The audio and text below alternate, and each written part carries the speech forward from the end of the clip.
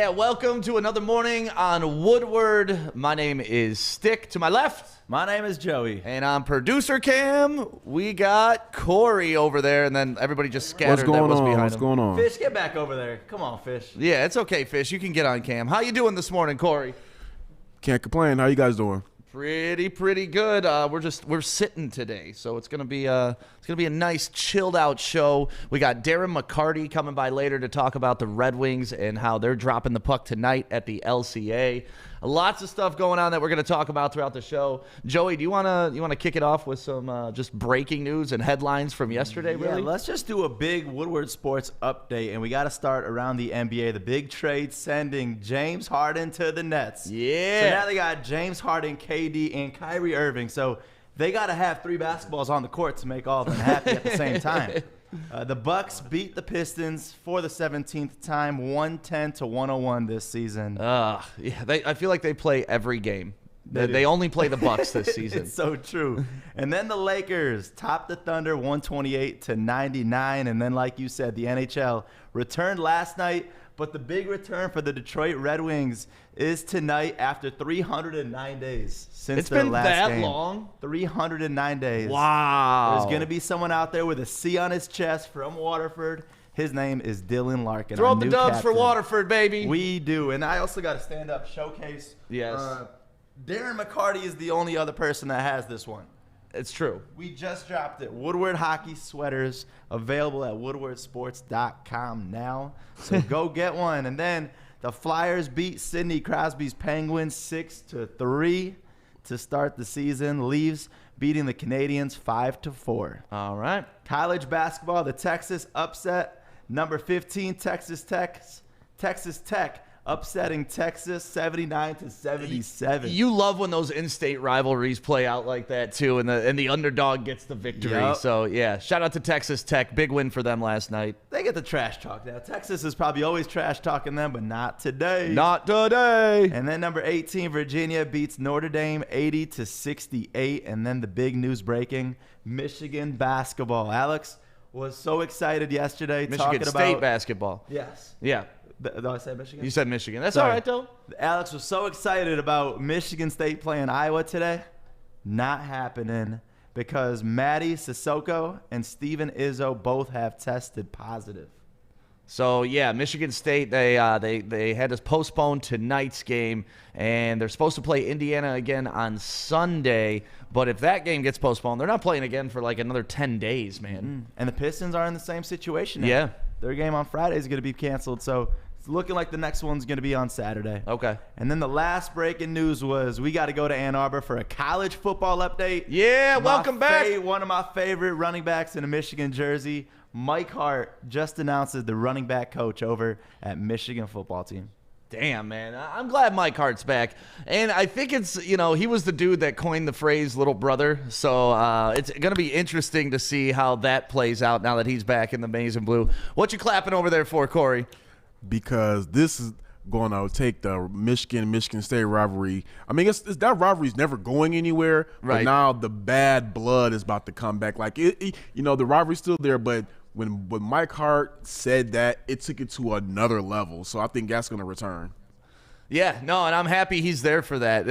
I wonder if he regrets that, though, because after he made that comment, Michigan hasn't really dominated Michigan State like they had previously through the course of pretty much generations. So I wonder if he's kind of regretting that he made that. Now he's back there. Right. So every game that's going to be on the bulletin board when they play Michigan State. I think there are a few other things he regrets. I'll tell you later, but I don't think he regrets that. You think he regrets other things? What do you think he regrets? I'll tell you later. Okay. And you look at him and the competition he always brought to Ohio State. That rivalry means so much to him, and I know that's been the big talk, especially that we just finally signed back Harbaugh. We're going to need that Mike Hart energy on the field. Right. And Justin Spiro making a comment, Mike Hart won more games for MSU than any MSU player ever. And that's pretty much, man. I doubt he regrets it, but we'll find out. And we got to say what's up to a bunch of people checking in and everybody that's watching us on YouTube right now, watching us on Twitter. Thank you for the subscribe. Thank you for the retweet. And if you're watching on Facebook right now, please and thank you for the share. We got to say hi to Whitney, Justin, Rupali, Greg Chen, Mason, Christina, a whole bunch of y'all in the chat. We appreciate you. And good morning to Modi. It's a good morning for one individual because he threw a temper tantrum and he got his way. His name is James Harden. And that does not happen often. No. But Normally when you act like that. He got his end of the deal, let me tell you. So if you didn't hear the big news yesterday and pretty much the buzz, and the NBA needed some buzz, let's be honest. It's been kind of a lackluster season for the NBA besides like Steph Curry's 60-point game. Like there really hasn't been many big moments for the NBA this season to kick it off. And this is a big moment for the NBA. It was a 4-team trade. Corey, do you want to go over the details or you want me to kind of touch on them? You can touch on the details. I want to get on the opinion. You want to get in on the opinion? Okay, so it's a 4-team trade. Pretty much the biggest one is the Rockets got rid of James Harden and got 4 first-round picks in return. But I like the way Brooklyn traded their picks. They're stagnated. It's like 2022, 2024, and 2026. So at least they're not going 4 straight years without drafting in the first round. And then Cleveland got in on the deal, and it's just been a wild time in the NBA. Is this something that the Pistons could somehow get a hold of? Because after watching yesterday's game, I am standing to what I've been saying. I want to get rid of Blake Griffin so bad. We got to trade him for somebody and for a bunch 4 of first-round picks. 4 first-round picks. We need to. I think we could get that for Blake. And somebody, though. We need somebody right now. So, yeah, Corey, what do you think of this trade? We know, actually, let's hear from DeMarcus Cousins on this trade. He's obviously a teammate in Houston, and they got John Wall this year to kind of appease and make the team better. But obviously that did not work, and this is what Boogie Cousins had to say. Me personally, I don't feel betrayed at all. My interest is playing with John Wall, to be brutally honest. And with that being said, the disrespect started way before, any interview. Just the approach to training camp, showing up the way he did, the antics off the court. I mean, the disrespect started way before. So this isn't something that, all of a sudden happened, last night. But with that being said, like I said, it's not this is showing the the nasty bar, part of the business. time is left So it is what it is. Me personally, I don't feel betrayed at all. My interest is playing with John Wall, to be brutally honest. And with that being said, the disrespect started way before, any. So, I mean, he's like, no, I'm not disrespected at all. I came here to play with John Wall anyways. Like, you want to talk about a smack in the face to James Harden? I mean, that's how you get him in the ego. I love that we put James Harden yesterday for the dumbass and seeing how just big my dude looked on the court. Because now my man is out, and obviously Boogie's happy with the deal. Yeah, they're saying once he gets to Brooklyn, he's just going to tear off the fat suit, and that was just a ploy that he wore underneath his uniform to pretend that he was out of shape. It's crazy because the next day, boom, look what happens. Yeah, trade it. And that's what I'm saying. Like, normally when you bitch and cry and moan like this, you don't get traded to a super team. Like, they dump your ass in Cleveland or somewhere like that. They're not going to send you to the Nets so you could reunite with Kyrie or reunite with KD and then play with Kyrie Irving. It's just been so wild to me. And now that whole Oklahoma City team that was awesome back in the day, they're all in the East.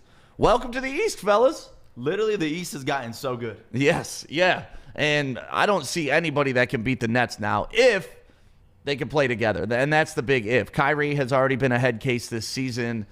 James Harden is a head case. And KD, less of a head case, but still has his dramatic issues. Right, Corey?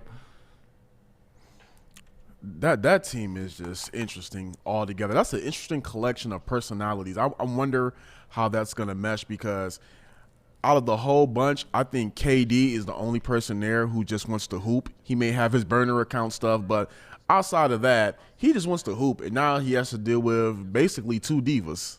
Yeah. Yeah, and I mean, he's dealt with one diva before. He knows James Harden in and out.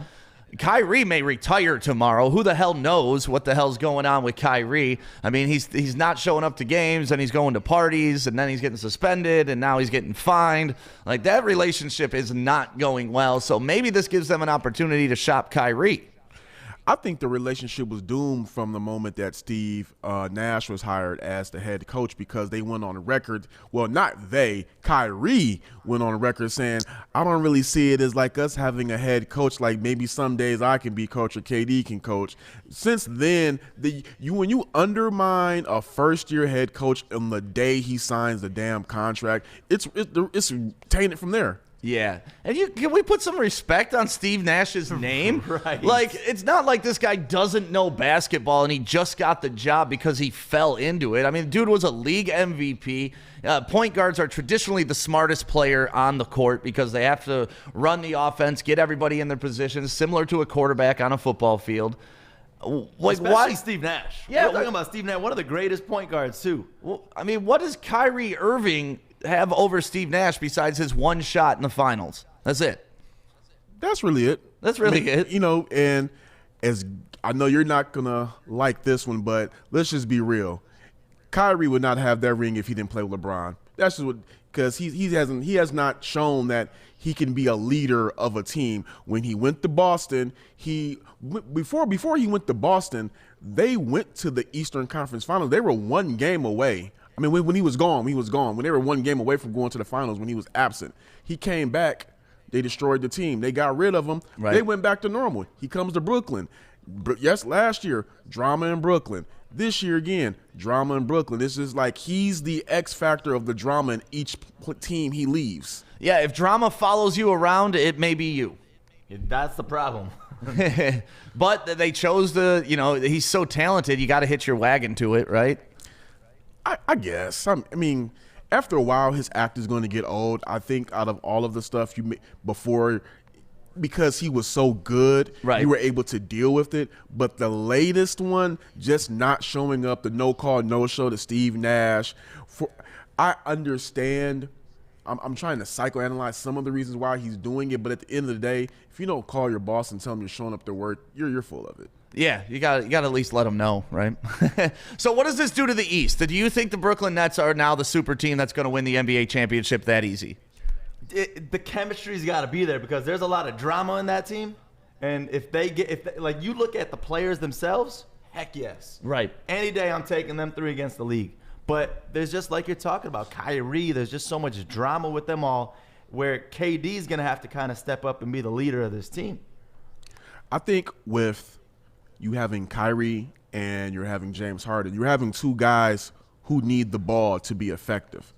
We've seen that when James Harden does not have the ball, he pouts. Look at what happened with CP3. He ran CP3. He begged for CP3, then he ran CP3 out of town because CP3 needs the ball in his hand to create. And as great as Harden is, I'm trusting CP3 with the ball in his hands at all times, even if he can't score. Right. Because he's the best decision maker.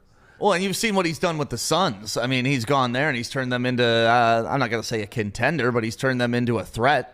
Yeah, they're more than respectable. Right. You have to at least take them serious, and I just don't know how that's going to work. I just really don't. KD and Kyrie, that's one thing because I believe those two can play off of each other, but James Harden, I'm just not sure. When he was in Houston, they did everything possible to make a winner there for him. It's not like they brought in scrubs. They tried to reinvent the game of basketball for him to play small ball, and it still wasn't enough. So I just don't know what going to Brooklyn is going to do. And the thing is, he has a lot of nerve because of the fact that the organization did everything they can to build a winner around him. And then he says, we don't have enough. But you're the guy who chokes every postseason. Right. You're the guy who is regular season MVP. And then you play like Pandemic Paul during the playoffs. So I don't, Playoff P, where you at? Pandemic Paul, that's great. I love that. So I just don't know. We'll see. But if they do come out the East, I don't think they're beating any of the LA teams if they go to the finals. So we'll see. Right. So Fish actually found a great video of what's going on in Houston right now. And obviously, as you know, like whenever a big time player leaves a team, there's always going to be the people that want to burn the jerseys. There's always going to be people that want to do the crazy stuff. This time in Houston with James Harden leaving, where are you throwing the video up? On VMix or on the backboard? I'm going to throw it up on VMix. Okay, throw it up on VMix so the people can see. People are trading James Harden jerseys for car washes now. Honestly, I'm looking at Jack's car wash right now. Yeah. I would do that trade. Would you? I would. If I had a James Harden jersey, I'd trade it too. Look at that. Especially James Harden, like, there's no value to that jersey in that city anymore. And then they just throw him right in the trash. I love that video. But that's what happens when a guy like this just torches a city. And there was actually another funny tweet by Slim Thug. It was of someone being very sad, and it was all the strippers in Houston now that James Harden is gone. Because James Harden's been known to throw them stacks. It says trash Harden jerseys here on the trash can. Yeah. That's the greatest part. So, yeah, they're going to be many people are going to be missing James Harden in Houston for a long time. And I don't know how this trade is going to work out. You're putting a bunch of hotheads together on one team. This is very much, I want to see a reality show following the Brooklyn Nets around right now. Honestly, they need that because you see the characters that they have on that team. They are all big personality players. And just seeing, like, behind the scenes to practice. I want to see all of that. Hey, I just want to see them ball out in a club together. Like, those guys would be hilarious to party with. And there's one underrated thing about this trade that a lot of people are not mentioning. James Harden is reunited with Mike D'Antoni. Yeah.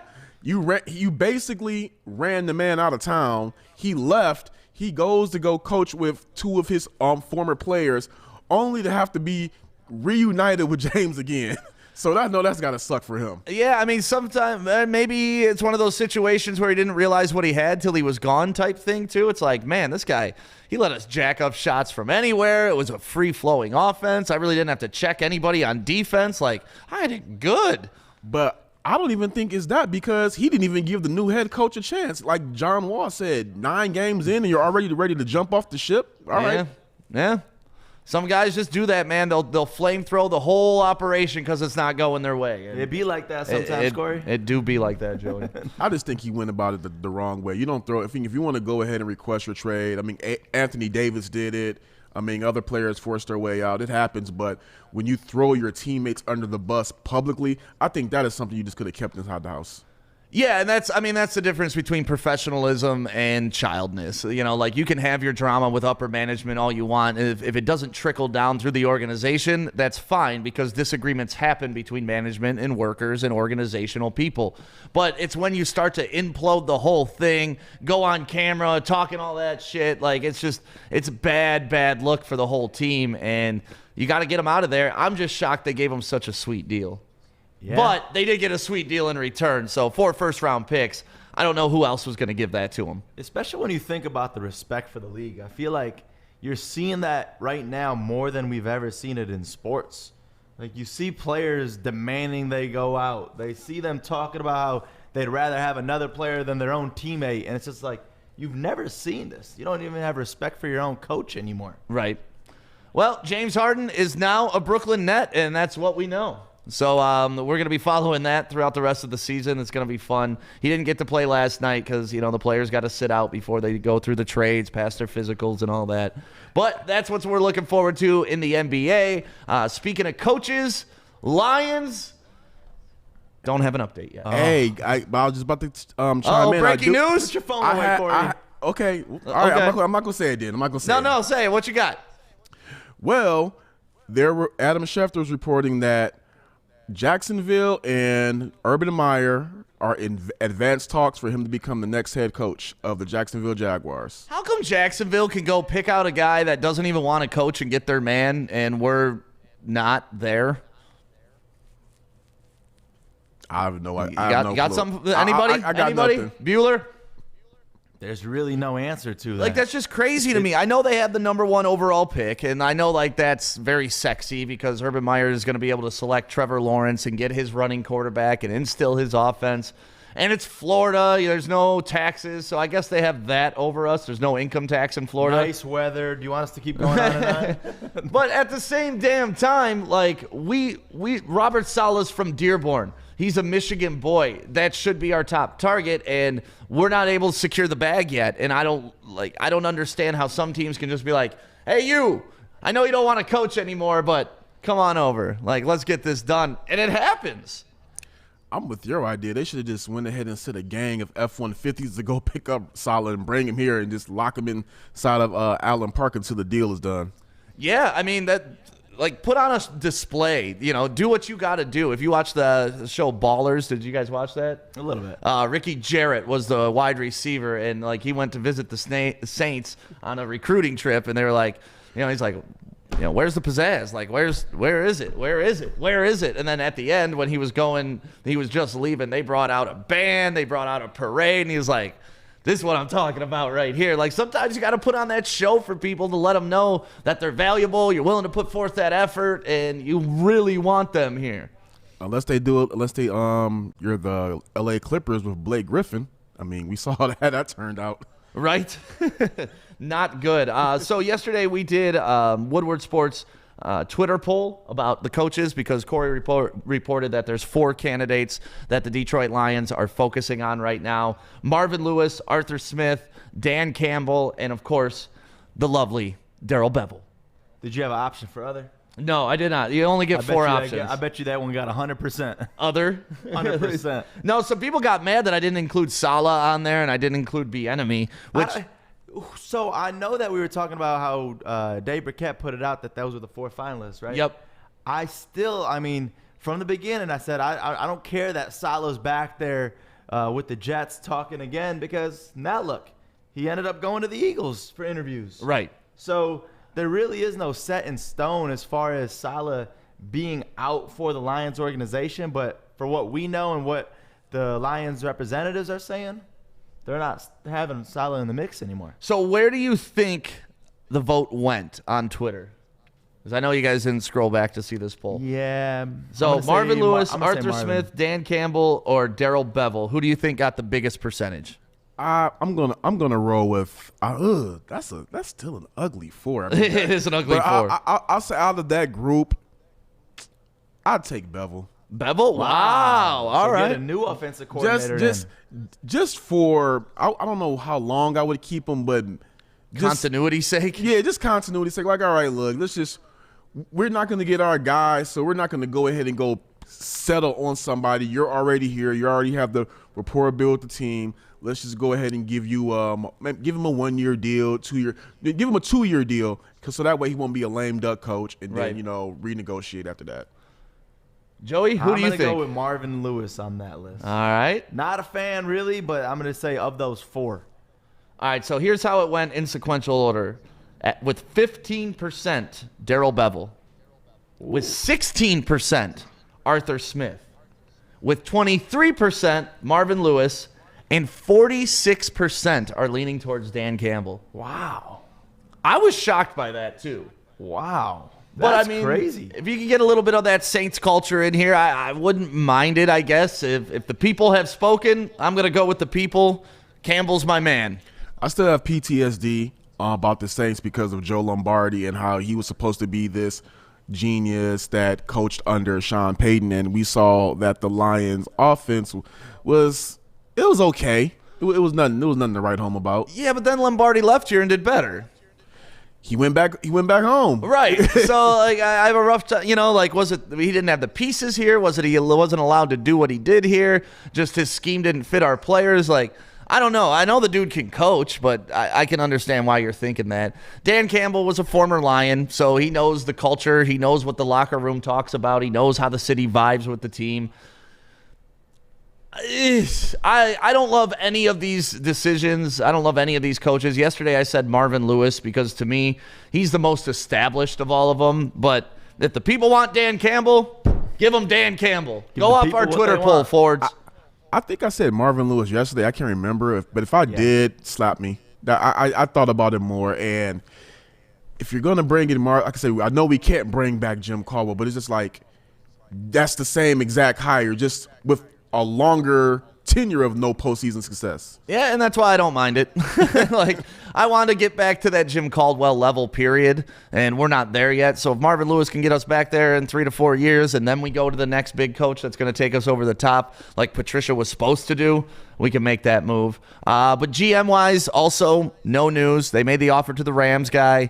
He did not accept it yet, apparently. Yeah, there's no news yet about whether he accepted it. He just had his second interview yesterday, and another candidate they were looking at, I hope I'm not saying his name right, George Patton, he went ahead and left the Vikings, and he's now the GM of the Denver Broncos because John Elway promoted himself. That's fun. I wish That's dope, though. Right. To have that power within an organization to just promote yourself. Yeah, unless it's like Horrible Bosses. Have you guys seen that movie where he promotes himself but also gives himself the VP position? He's like, but I'm only taking half the salary too. So I'm doing this for the company. It's not a bad move. If you you got could that power. If you could promote yourself to any position, what would it be? I'm going for the janitor. What? I want to promote myself to the janitor. The janitor? I'm talking in life, anywhere, any job you could have. What would you promote yourself to right now? The president. The president? Yeah. You would be the president. For sure. All right. It's the highest power in the country. I call you the mayor, so maybe you could start at the local level and become the mayor. I do. I gotta start locally. Yeah. So all right. So I'll be the mayor. The mayor? Yeah. Corey, if you could promote yourself to any position ever, and everybody in the chat too, let us know what you guys are thinking on this. If you could promote yourself today to any position, let us know. What do you think, Corey? Any position in the world. Any position in the world. You get to pick it. Look at that smile. Owner of the Detroit Pistons. The Pistons. Okay. I don't desire to be in politics or anything like that. I just want to run a basketball team and have fun and fly on jets and talk trash and be like Tom Gores. I love that. That would really be fun. Yeah, the owner of a professional sports team would be an amazing position. I mean, just think of like the lifestyle that you have being the owner of a team. Like you get to make all the decisions for the whole city. Right. All the fans, they're there supporting you. But being for the Detroit Lions would be a tough one.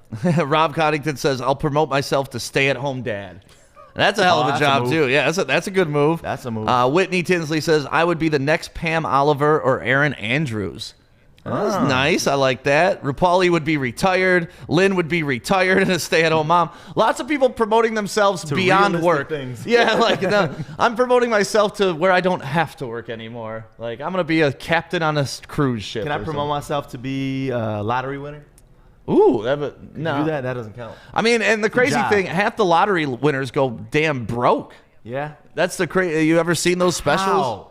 Because, man, as soon as we could talk to Joik about this when he gets in here, and actually Darren McCarty's going to come in to talk about like athlete mentality, the Red Wings coming up at 9:30, and we could talk to them. When you get the money, all the leeches start coming out of nowhere, man. Like you got cousins upon cousins who need help, and I couldn't imagine being a millionaire like that with people coming at me constantly.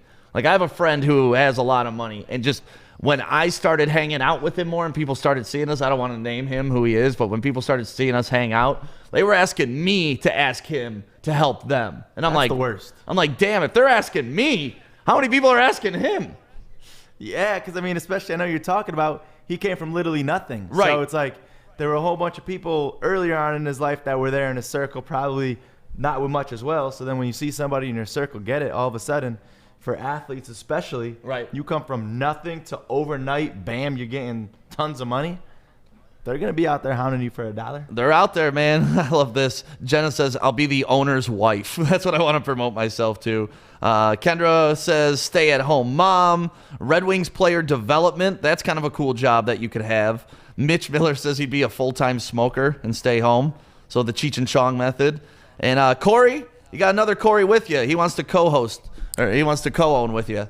Oh, yeah, that's my frat brother. Shout out to Corey Hamilton. His brother, George, is a Pistons super fan. He's literally at every when there was pre-COVID, he was at every Pistons home game. The players will be dapping him up and signing his jersey and everything like that. No more though. That's you awesome. Can't be dapping up your own teammates. Darren says co-owner of Woodward Sports. Oh, that's great. Come on down, Darren. Come on down. And we'll take anybody. No, we appreciate you guys checking in and let us know what your dream job is and what you'd want to be promoted to. I like Joey. Joey, I thought about doing politics sometime in my career. I know I got to get a little bit older and a little more established, but president would be pretty dope, man. It's just I'm not the political kind of guy at all. But, yeah. But when you think of the highest honor in this country, that's awesome. Well, yeah, and I mean, you get a chance to like literally change lives, and that's one of the things we love to do, and that's why I kind of we want to be a big part of this network is the charity work that we do, how we give back to the city, how we get involved with things. Which, by the way, I got a text yesterday. Trick will be on the show coming up in the next couple weeks. Nice. Speaking of giving back to the city and letting us operate in the city the way we want to operate. He's got a movie coming out soon too, doesn't he? Yeah, and that's part of it. We're going to talk about that. And, so Trick will be on the show soon. But yeah, I think president to me would be the greatest job of the world, because then you could just walk into any stadium and be like, cool, I own this team too. Like I own this whole damn thing.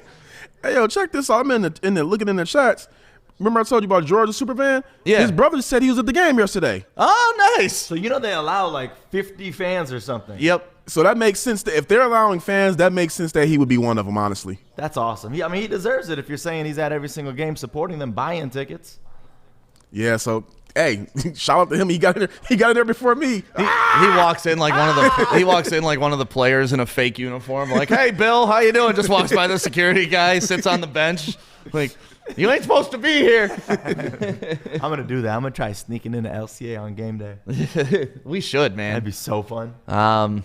Yeah, that may get us kicked out and ruin some relationships. So maybe not. We'll try. We'll see what we can do on that. So yeah, that's the update on the Pistons or on the Lions GM. That would be a fun job, but owner of the Lions would be a much, much, much better job. The Fords have definitely enjoyed that. The Illiches have done a great job and enjoyed their ownership. When Bill Davidson owned the Pistons, you could tell his whole family enjoyed it. Tom Gores, I don't have a great read on this guy, but you could tell he loves owning the Pistons. Yeah, he loves it. He loves it. Like, he loves being on the sidelines. He loves having his button-down shirt. Like, the guy's the man. I mean, you got to realize, too, with all these owners, they obviously come from money. They obviously all have successful businesses. So when you get to get away from whatever it is that they do, to just focusing on Pistons basketball and your team making all the fans happy, like that's got to be the best thing in the world. Right. And the other best thing in the world? Tell me, Joey. Is Dr. Yeldo, because he is giving the best prices. You're seeing the commercial ad running at the bottom of our streams right now. $1,000 off each eye for the Yeldo Eye Center to get LASIK done. That's amazing, man. The best doctor in the industry. I went there, got LASIK done. You went there, got LASIK done. A couple other people on the Woodward Sports team, they got LASIK done. And the biggest thing, too, is when you go places that offer LASIK, they say, oh, we have the best price. We have the best price to try and sell you. If you go to Dr. Yeldo, he will beat any price. And the cool part is I had horrible vision, and I can read the gas prices on the Speedway sign about a quarter mile away right now. It's $2.34, in case you were wondering, at the Speedway on Woodward. Oh, not bad. So, how much is the Speedy Freezes over there? I can't see that sign. So, yeah, thank you, Dr. Yaldo. And a funny story from the NBA came out, I believe it was yesterday. Did you hear about Steve Kerr and Drake? The rapper you were Drake? telling me about this one. This is hilarious to me. Corey, do you want to play this video back real quick so everybody can hear what happened and why Drake had to pay $500 to Steve Kerr? I do have a Drake story for you. I don't even know if this is public, but years ago, Steph and Draymond, we had a home game, and we were flying to LA after our home game, and we all got to the airport, and Steph and Draymond weren't on the plane at the departure time, and Eric Hausen, our travel man, called Steph to see what was going on, and Steph said, "Oh, my fault. I'm with Drake and Draymond. We're at the arena still. We're sorry we're late." And we had a team rule at the time that you could bring a friend on the plane, a couple times a year, and unbeknownst to me, Steph decided to use one of his slots for Drake. So Drake got on the plane that night with Draymond and Steph, and I fined all three of them for being late. And Drake paid his $500 fine. I'm changing my dream job. I want to be Drake. I want to be Drake. You got players missing the team planes just to hang out with you. Isn't that awesome? That's so cool. And the best part is Drake actually paid the $500 fine. And like, he just pulls the money out of his pocket or out of his shoe or something. You think? I wonder how much cash these guys really carry on them. I mean, it's got to be quite a bit. Do you think so? Yeah, hell yeah. Or at least they got a bag man behind them with the money, right? You got to have the bag man. I remember one time 50 Cent was on the show, and I think he was on Tyra Banks' show, and she asked him how much money did he have in his pocket. He said 50 grand. She said, for what? He said, in case I want to buy something. In case I want to buy something. And I wonder what made him choose 50 grand. Like, why that number? I don't know. Maybe to go with the 50 Cent. I don't know. Oh, there we go. All right. He's trying to upgrade his name, maybe. Just trying to get a better reputation. Like, listen, I'm well beyond 50 Cent. I'm 50 grand now. I'm not a cheap-ass look. No, but that kind of goes back into, like, if you could be something, what would you want to be? Like, Drake has full access to it's almost like he's Jordan. Like, they treated this dude like he's Jordan. He's allowed to sit courtside. He runs on the court. He daps up players. He talks shit to coaches from, like, 2 feet away. Drake is living his best life, and I love every minute of it. And that's going to be Big Sean for Detroit. That's what I was just going to say. Once they open up Little Caesars Arena to fans and there's that real game day experience, Big Sean's going to be there. I hope talking shit. He doesn't talk shit at all. No, he's so humble. He is so humble. So but humble. Imagine him just being that's what I see him being, you know, like how Drake is Right. for the Raptors. I see the same thing. Yeah, and that's going to be the cool part of it is hopefully he puts on like little concerts like Drake was doing right outside the LCA, and we get those special experiences where even if the team isn't dope right now, like there's still a buzz around them, because when Drake started this with the Raptors, it's not like they were world champs. He didn't just hop on and become a bandwagon fan. Drake's been going to those games. He's changed that entire culture, like the whole outside Jurassic Park, that became a thing, especially during the finals. It was just like I honestly became envious, not jealous, but envious. Like, man, I can't wait till we have a team, because the LCA, that back part, that can be exactly that. Right. Yeah, and it's gonna be exactly that, especially if we get a winner in here. I've tried explaining this to people like back in the 2004 days when the Pistons were rocking and the Palace was a club night. It was definitely not just a basketball game. It was a club night. Half those seats were filled out with people who didn't give a damn about basketball. They just wanted to be seen at the place you needed to be seen at, and I can't wait for LCA to get there. And that's the thing too. You always talk about this, and I've never gotten to really experience it. I'm so sorry for that. I used to go to games occasionally when I was younger, but it was never really, it was kind of towards the end of the Pistons era and the Wings, that I never really went to hockey games like that. So for me, I'm just excited to like really be invested in sports now, to really be a part of the rebuild, because it's no secret or surprise, all of our teams right now aren't the best. Yeah. Back in the day, I used to work for 93.1 DRQ back when it was a top 40 station, right? And that's when I first started my internship. And we had a relationship with the Pistons, and Steve Grunwald and Rachel Hunter and Jay Towers were the morning show, and I was the morning show producer. So, like, Grunwald had courtside seats, 4 of them.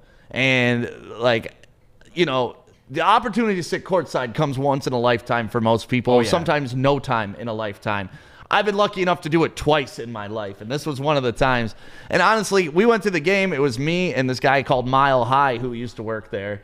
And, like, Grunwald left at halftime, so there were 2 extra seats courtside for us. So what we do, halftime, we walk the concourse to find some ladies to come sit down courtside with us. Yes, sir. And it was the best. Like, hey, you guys want to come sit? Like, it was the easiest break the ice thing. And then you see Stick walk down with 2 of his homies. 2 baddies. Oh, no, man. 2 baddies came with us. That's got to be the most fun. Oh, it was That's amazing. Like pulling up in a badass whip. That's what I felt like, because, I was an intern at the time. I didn't have any money. I was living off of, like, Hot Pockets and Hot and Readies.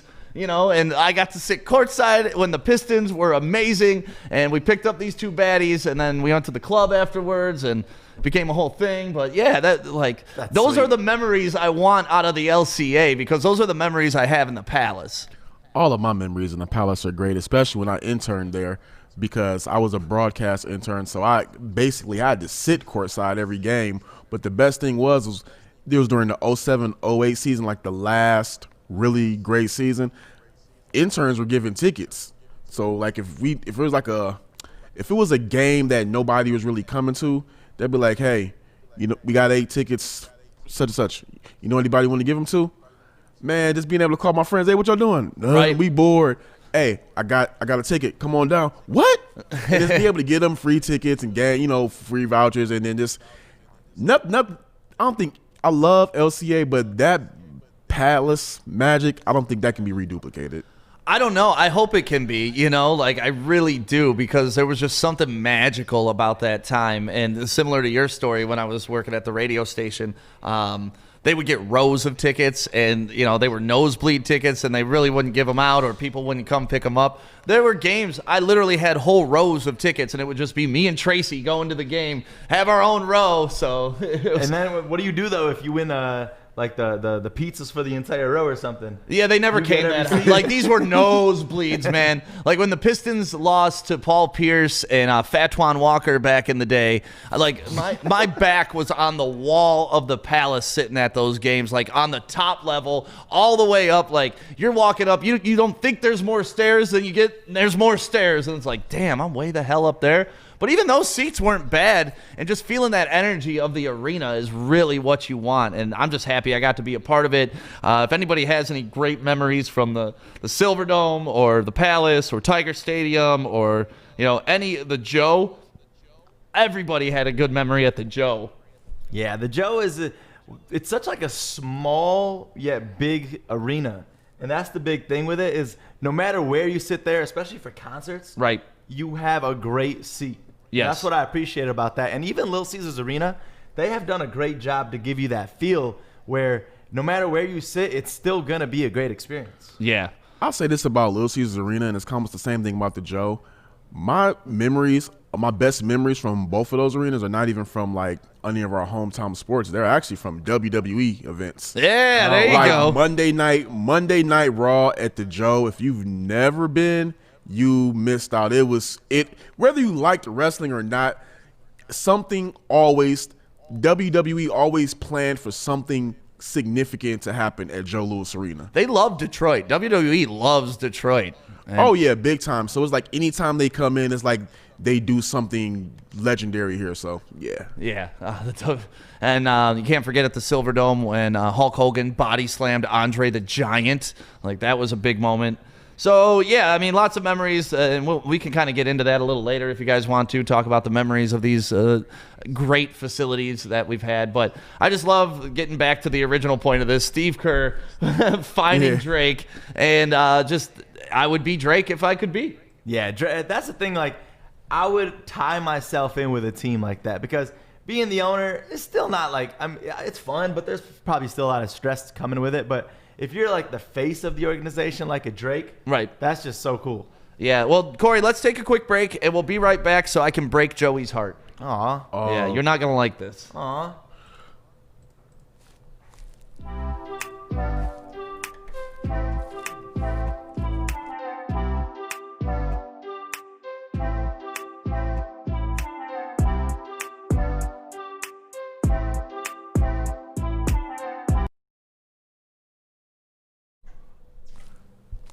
So, Joey. How are you going to break my heart? Well, yesterday we did our mock drafts, right? Yes. And there's one guy that you've been really, really, really excited to get for the Lions. Yes. And who did you have the Lions taking at number 7? Justin Fields. Justin Fields. We are taking him. Not if he doesn't go pro. Huh? So Mel Kiper and Todd McShay are saying that Justin Fields should no longer go pro. Because they're dumbasses. For what reason? The dude has had all the experience he needs. What, because he only played 6 regular season games? I don't know. What they're saying is, why come out now when you could be the top dog next year? No, I don't like that. I hate that. Because you look at quarterbacks, just because you're a top draft pick doesn't mean you're always going to make the most money. Doesn't mean you're always going to be the best player. It's just all about the team that you go to and the performances that you give.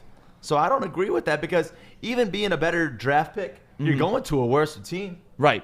So I would rather not be the number 1 quarterback. I'd rather be the number 2, 3, 4, 5 quarterback in a draft because then you can land a better team, therefore leading to better opportunities in the future.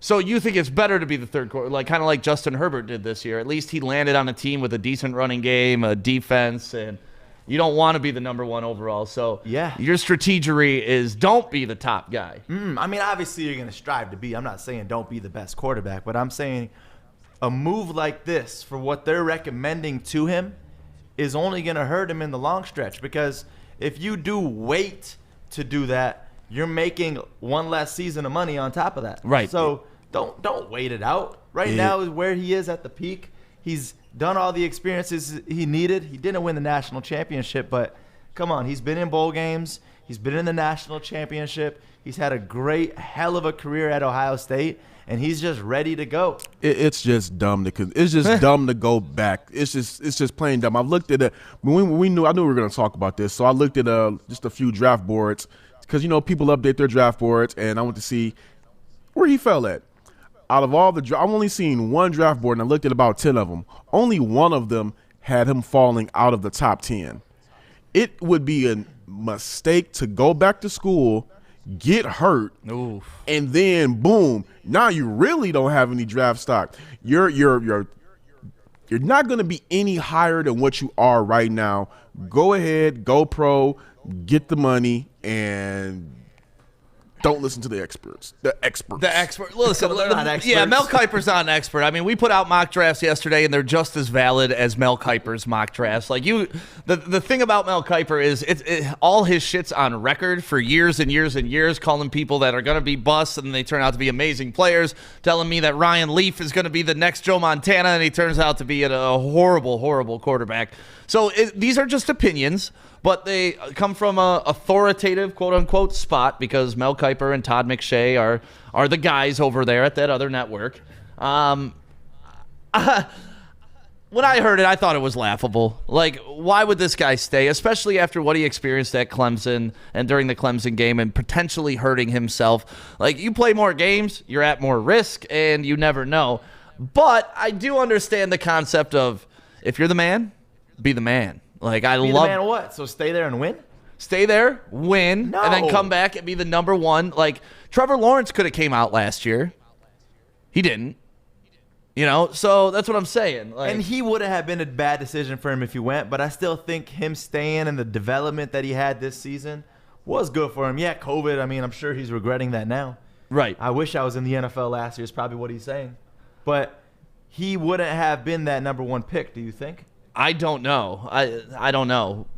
I just know that if I had the opportunity to go pro, I'm cashing that lottery ticket. I'm not putting it in a safe and waiting for my house to burn down and then I lose out on the lottery ticket. Like, that's how I think when it comes in terms of that. Like, these kids are literally sitting on money. They have money just because of their skills, and if they throw that away, what are they doing? I think Trevor Lawrence's situation is different. I don't believe he suffered an injury like in the bowl games or in the games later to the season like Justin Fields did. And Justin Fields suffered an injury, and his stock has not really fallen that much. So go and cash in right now, because if you go back for free and get hit, you're losing your lottery ticket. Yeah, well, it is Ohio State, so it's probably not for free. He's getting caked up on the side. But think about it like this. Think about COVID. We don't know what it's going to look like.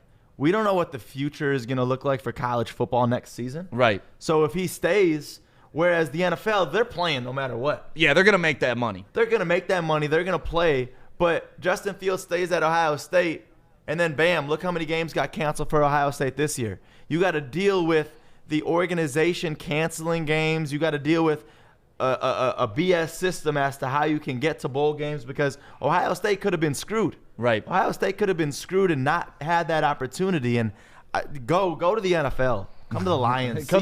See you in a few. When's the draft? It's not till April. See you in a few months. Or May. It's usually early May. Combine's in April.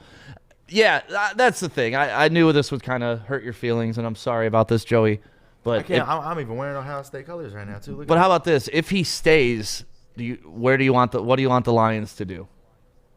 Because I know that's your guy. That's who you're targeting for. So if he stays, Do you still want the Lions to go quarterback at that position, or do you hope just like a Devontae Smith slips? That's what I'm going to probably go with, is a Devontae Smith, because he's just explosive. He's fun. Yeah. When you watch him, like, he's the kind of person you put on your team, he's going to change your team. Yeah, actually, we were having a conversation. Someone compared him yesterday to Charles Rogers in build, and that kind of scared me. Charles Rogers. Charles Rogers. Have you ever heard the Charles Rogers rap, man? You gotta love Charles Rogers. That's my favorite. Yeah, and that kind of scared me because they are similar builds, so hopefully his collarbone, is intact. Yeah, I don't know if I would go wide receiver there, though. I think I would still stick with the defense. Well, that was mine and your picks, yeah. Yeah. Even if Fields, does go back, I would still stick defense. I don't think we need either one of them quarterbacks. I mean, now if Fields does slip down to 7, I mean, got to go with Joey's guy, have the success for next year. But I don't think he even goes down that far. Yeah. He is. Well, we'll find out. And if the Pistons draft him, if the Lions draft him, then we'll find out if he's healthy enough to go and if he's our future quarterback. But I believe he's going to enter the NFL draft. I don't think there's any way he goes back to college. Hell no. Did you see his parents and how happy they were? They're ready for this. Right. They're ready to get their baby in the league and get a little bit of money here and there, too. Get a little paper, A house payment here and there. The Pistons played the Bucks last night, and they lost for the third time in like 10 days to the Bucks. Little better showing late. Not a great showing early. I mean, they were down by like 23, but they cut it to about 11 by halftime. Giannis did his Giannis thing. He had his triple-double, 22 points, 10 assists, 10 rebounds. Middleton, we talked about it during the pregame to limit him. 12 points, 6 assists, 2 rebounds. But, Drew Holiday showed up last night. 11 first-half three-pointers. And wasn't that one of the keys to your game, Corey? Limit the perimeter shots. Limit the perimeter shots. We're giving up, what did you say, 40%? Their teams are shooting close to 40%. I know it might have went up last night, but before we did our pregame show, at the time of that, it was like 38%.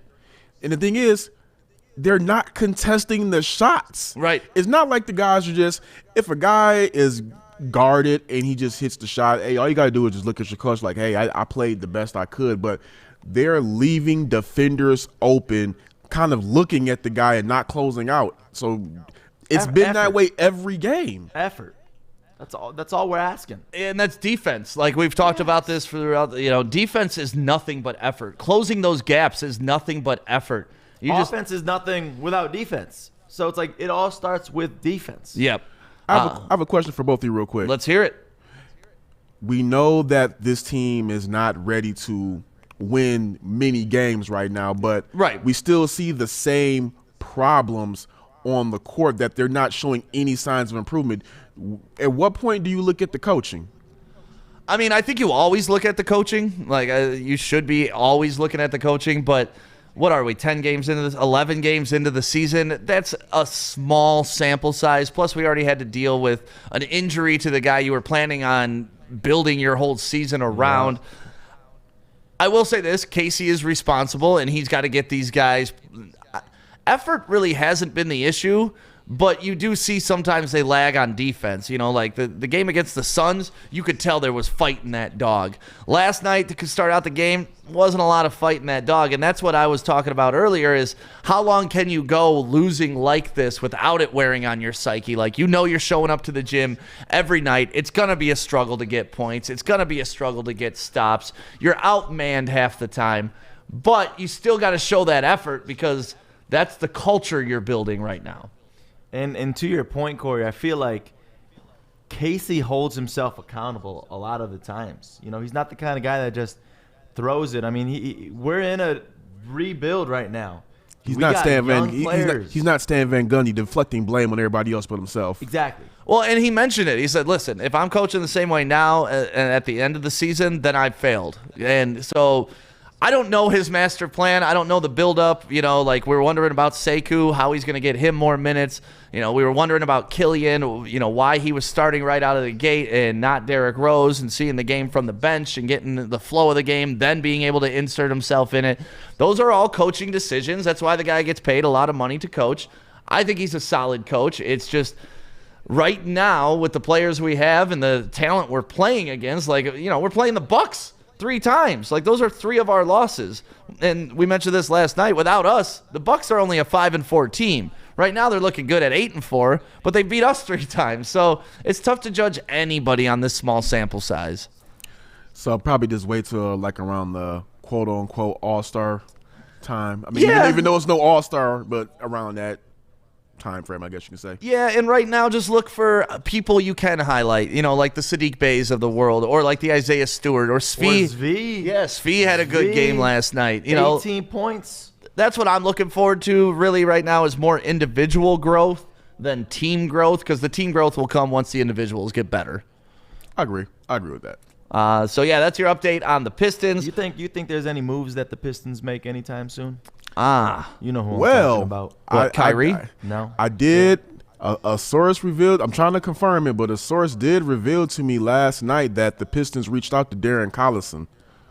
So I'm not saying that's anything big, but it's a move. NBA Finals, it's a move. Here we come. No, I think he's talking about, kind of what we've been talking about all season, the Blake Griffin, Derrick Rose package. And both of them got to play well for like 3 games.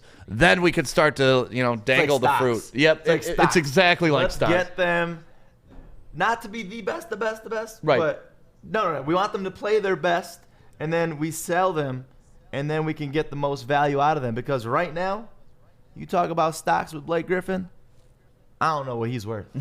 He's worth a couple 4th-round draft picks. That's it. I don't think anybody's going to trade for that $36 million that he has right now. Then next year it's going to go up to 38, and I believe he has a player option. So I think the only way you're thinking right now is maybe a team might want to flip his contract and buy him out. But that's a huge buyout too. So we might be stuck with him, unfortunately, unless he improves his play. He's got to ball out, and somebody posted a video of him 2 years ago playing for the Clippers, and he was just so much more agile even 2 years ago. Like, to see what he is now compared to what he was then it's crazy once you lose that athleticism. I mean, and let's not say he doesn't have athleticism. The dude's still a super freak of nature, but compared to what he was, it's night and day. And we go back to that day.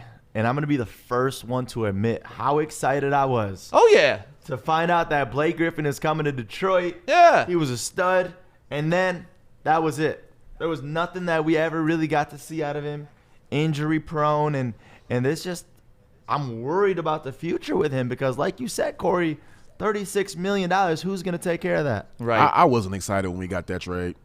I didn't mind Really? it. It put people in the seats. It added a little I buzz. was excited for both reasons. We got a professional on the roster. I didn't mind the trade at all. I felt that when we had Tobias, that playoff series that he had, that first playoff series he had as a Piston, it was an aberration. I felt that he just may have been the moment. That was his first time in that moment. Right. And I think it may have just been a little bit too big for him, but I was waiting for him to come back the next year. I felt that he would be a guy that would be a staple here, like not as a superstar, but as a star, somebody to build around or maybe get another star, and then he becomes a number 2. And now you see him went to the Clippers and the 76ers, and he's still putting up more than respectable numbers. Yeah. Well, we'll see what happens with Blake. We'll see what happens with the Pistons the rest of the run. Let's take a quick break right now, and when we come back, a little bit of LeBron talk. LeBron James. I'm looking to bring on another HVAC tech right now. We are recruiting 5 to 10 techs a month. We're looking to grow and expand. Every new tech we hire is from Northwestern Tech. The hands-on training is fantastic. They're always my first call. We love hiring Northwestern Tech grads. They come out trained and ready to work. Our program is only 10 and a half months, and our next classes are starting soon. So why wait? I'm looking to hire Hire a graduate of Northwestern Tech. Northwestern Tech. Northwestern Tech. And if you missed the news from last night and all the updated news this morning, Joey's got you right now. With the Woodward Sports update around the NBA, the big trade sending James Harden to the Nets. Now, James Harden, KD, Kyrie, the best team in the NBA. Dangerous. Bucks yesterday, we just talked about it, beating the Pistons again, 110-101. Lakers topping the Thunder 128-99, and Stick has a great video right after this with LeBron James. And the NHL returned yesterday Coming up at 9:30 today, Darren McCarty of the Detroit Red Wings is going to be joining the show. Yeah, what's up, D-Mac? As we preview tonight's game. Somebody else on the ice today, you're going to see that C on Dylan Larkin, the new captain of the organization. So happy with that one. Flyers beating Sidney Crosby's Penguins 6-3. Damn. Leafs beat the Canadians 5-4. And then college basketball, the big Texas upset. Texas Tech upsetting Texas 79-77. Number 15 over number 4, right? Yep. A big upset. I love it. Real big upset there. And then number 18, Virginia beating Notre Dame 80-68. And then Michigan State basketball postponed. They had a game tonight against number 5, Iowa. But Maddie Sissoko and Steven Izzo both have tested positive. We hope them have a speedy recovery. And the next game is Sunday versus Indiana, right? So we got to see the update. Potentially Sunday versus Indiana. And then if they don't play that, their next game's not till like the 23rd. So they could have a long time off between games. But, yeah, Michigan State, they're dealing with COVID right now. The whole NCAA is, and the NBA. And we go to college football. Yeah. Ann Arbor, Michigan football. One of my favorite running backs, Mike Hart, is the running back coach at U of M. So congrats to Mike Hart and welcome back. Yeah, nice. I like that Mike Hart move. It's good to have him back. And obviously, we're talking about Michigan State a little bit. That's tough for them right now, man. They didn't kick off the season in the best way, and now they're kind of... Or it's saving them. Yeah. Put them on pause for a minute. Yeah, it's going to be interesting to see how they... bounce back. They play this out and when they can play again. And if the NCAA is going to continue. I mean, March Madness got canceled last year. Hopefully March Madness does not get canceled again. No. But, yeah, let's talk a little bit of LeBron James. So he hit this shot. Corey's going to play the shot for you. And this is so arrogant, but it's so awesome at the same time. I wish I was this talented at anything, you know. Don't lie, you try doing this all the time at the court playing pickup ball. Yeah, well, look at, it's going on behind us right now. Dude throws it in the air and then turns around and just looks at everybody. Like, he knew it was going in. Look at this. Amazing shot by LeBron James. And you've seen that out of Steph Curry. You've seen that out of other players in the NBA before. But how good must that feel to just shoot the ball and then turn around and know that is going in? I love when people do that because then I mess with them and I'm like, oh, you missed it. You ever do that when you're playing at where do you play at, Joey? I can't tell you because it's not supposed to be open. My basketball court's illegally open. Okay, right when now. you play Let's go. when you play at LA Fitness, let's just say there. Damn, that's where I go. Oh, for real? When you play at LA Fitness, you ever jack up those shots and just turn around and you're like, ballin'? Never goes in. Never goes in. Never goes in. For me, though, what does work, though, is when I shoot and then I leave the hand up like this, and then you walk back, get back on defense. Corey, you play ball at all? You got any moves like that? Nah, I ain't going to hold you up. You got no. And Corey with 2K, though, 100%. He hit shoot, holds 2K demon. Give me Duncan Robinson, and I'm draining threes all game. Really? Hey, Oh, yeah. That's your Michigan player? GOAT. Oh, yeah. Duncan Robinson, he's the fastest to 300 threes in NBA history. Nice. That's actually a great stat Look for at Duncan Corey Robinson. just spitting these facts out. He loves Duncan Robinson. I did not see that coming. Is it just because of 2K that you love him? Nah, I like him. I felt that Michigan should have used him more when he was there, and now you're seeing why in the league he's just kicking ass. Isn't that crazy, though? Like, he was not utilized with Michigan at all. Like, yeah, he'd hit shots here and there, but you see him now in the NBA going off. Yeah. That's got to feel so good for him. Yeah, he's potentially an all-star, man. Yeah, he's balling. Did you see Sadiq Bey setting records, too? He's got, like, the most three-point makes through the first 6 games of anybody's season ever to play in the NBA. I mean, I can see it. That's exciting. Early on, he was averaging, even though it was a very small sample size. Early on, he had a better 3-point percentage than Curry, Harden, and KD. So yeah, he's got 23 on the season right now, and crazy. I mean, he's making them, baby, and that's crazy because when you think about that and what he can possibly grow into, I'm excited because we'll have somebody on the perimeter that can knock down. Like, I can't remember the last knockdown 3-point shooter for the Pistons besides Chauncey Billups. John Barry. That's what Barry. That's what we really need. That's what we've been missing. That's what we thought Joey's boy Luke Kennard was going to be. Yeah, but It just didn't turn out that way. And I'm not gonna lie. I thought Luke Kennard was gonna be that too because he can shoot. Hell yeah, he can shoot. He's a knockdown shooter when he's all alone in an empty gym. Like that. No, come on, man. He was still hitting shots, but he just wasn't as big of a standout player as we expected in the NBA. Well, and he couldn't create his own shot, which is a problem. Sadiq Bey can create his own shot. And so him nailing all those threes is amazing. Not as good as LeBron, though, on that shot. No, not at all. But my next one, because I feel like I'm just jumping, I'm taking my shots. Like, all right, this is going to be the ball-out player on the Pistons. My next one I'm going to add to the list is V. That's going to be the next one. And I've always felt good about him, but now after seeing his performance yesterday, I was like, that might have to be the next player that we really focus on. Yeah, he had that one game this season where he hit like 5 3-pointers in a row. So I'll take Svi. I like Svi. But just one day I hope we have a LeBron James type player that does that. Just shoots it, turns around, gives high five to Corey while he's sitting sidelines taking pictures, and then runs down the court while we're all screaming at LCA. As long as it doesn't say Griffin, number 23 on the back of his jersey, I'll be cool with that. I can see Blake doing that, though. Yeah, someone commented, Larry Polk commented, and shout out to everybody that's watching us on Facebook, YouTube, and Twitter right now. Larry Polk commented, remember when Swaggy P did it and then missed the shot? Nothing worse than that, though. When your ego gets a little out in front of you and you think you nailed it, and now. And you do it at pickup ball, it's whatever. There's 5 people on the court. But when you're doing it on the nationally NBA televised games, right? That's when it's just embarrassing. That's where not top 10 comes into play. Hey, Stick, I got a fun question for you. All right, what you got, Corey?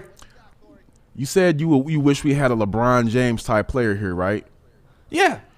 What Who doesn't? if it was LeBron James? Here's where I'm going with this.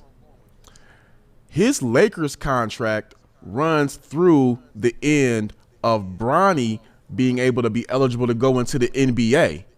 And let's just say, for instance, the Pistons are in a position and they draft Bronny, and LeBron wants to play 1 year with his son. How would you feel if the Pistons signed LeBron for 1 year? How you going to do this to me, Corey? Hell yeah. How you going to do this to me? Of course I'd want one of the greatest players of all time in Piston red, white, and blue. He looks sweet in that uniform, But too. damn. I don't know, man. You know what's messed up? Is truthfully, I don't even think Bronny's one of the best high school kids. I really don't. So, but strategically, if the Pistons can get him and you get LeBron here, I mean, that would be one glorious season. But what would LeBron do to the rest of the franchise? That's what would scare me.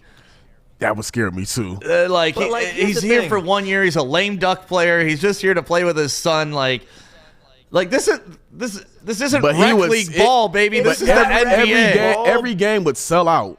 Oh, for sure. Listen, it's not rec league ball, but, I mean, look at Pistons sales. They haven't been great.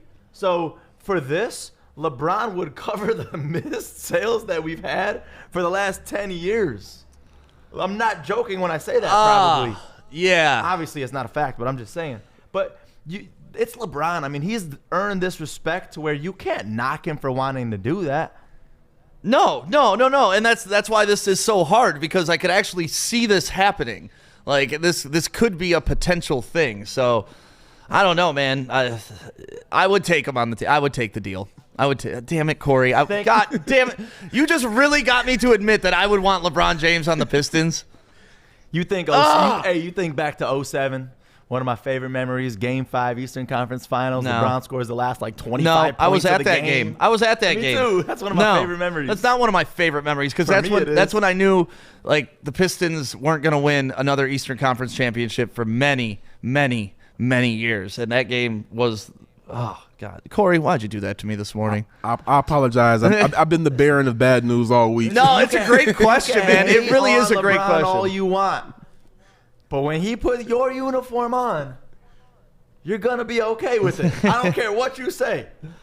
So, yeah. No, that would be a good deal. And Grow Green also has good deals. And they understand that your time is money and best spent in the garden, because you're the grower And that's where you need to be. So make sure you take advantage of all the Grow Green's deals going on right now. They got dank deals across the board. Just go to growgreenmi.com right now. And if you want to call them and mention Woodward Sports, they'll hook you up with a free t-shirt with the lights that you can get, the nutrients that you can get. I mean, pretty much if you're starting from scratch, they're where you want to be. If you're the long-term growing vet, they're where you want to be. Grow Green MI has anything you need to grow exactly what you want in your garden. Even if you're just thinking of picking up a new hobby, because I hear from so many people that growing is one of the most satisfying things you can do. It's therapeutic. It's therapeutic, especially because we talk about, winter time here in Michigan. There's not a lot of sunshine. It's like sunshine in your basement. So get some sunshine in your basement and go to Grow Green MI. Kind of a dark cloud here. Very dark. MHSAA, they have limited contact sports, and that includes hockey, that includes basketball, that includes gymnastics, but they are letting swimming go on. Gymnastics contact sport. And this all came out yesterday. I don't know. Contact sport. And by definition, basketball is not a contact sport either, but they're limiting. When I play, it's a contact sport. Yeah, of course. That's why you foul out in the first half. Yep. Even in rec league, Joey was fouling out in the first half. Okay, I'll foul the referee too. So the MHSAA football is still allowed to go on, which none of this makes any sense to me. Right. And there's no contact in that game. Yeah, but I want to say, don't take football away. But why is football okay, but basketball isn't at this point? I mean, I see where they're going, because basketball, you're D'ing me up, you're right on me. So I understand, the contact and the COVID spreading. Right. But it's you can't allow one and not allow the other. It makes no sense. It does make no sense, and I just feel bad. We've talked about this so much. For the seniors, this was going to be their last year. I mean, for basketball players, if you were a junior, you got really screwed, because last year they stopped. Sophomore season was your last time playing. Exactly. Well, no, they played their junior year, but they stopped before the playoffs. And then this year, obviously, it's not happening. The kid I keep referring to, because I follow him on Twitter, is the young man. His name is Julian Roper. He plays at Orchard Lake St. Mary's. So had a great career ahead of him. I follow those guys. Yeah, he's signed to Northwestern, so he's going to be playing at Northwestern last year.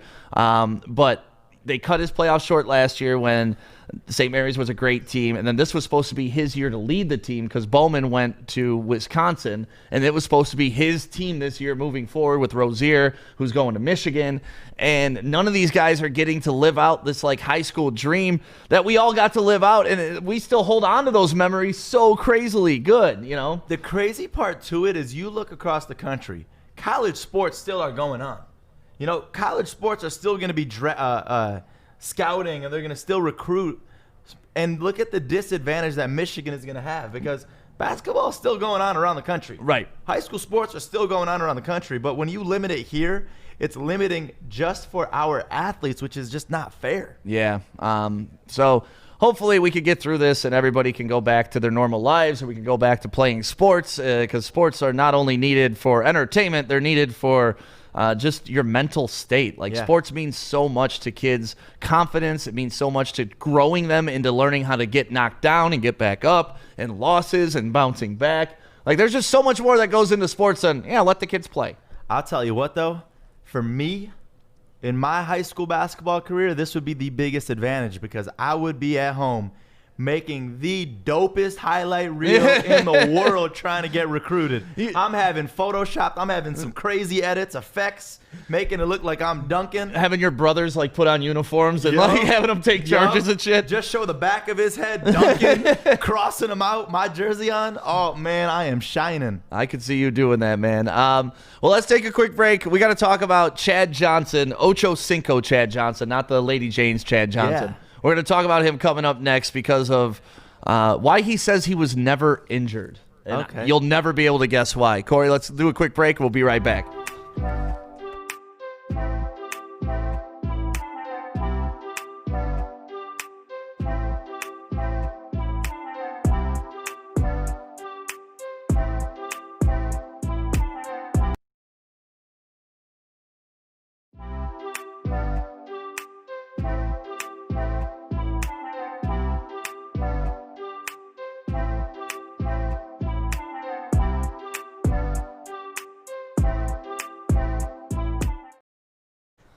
All right, so Joey, if you're a professional athlete, your body is your temple, right?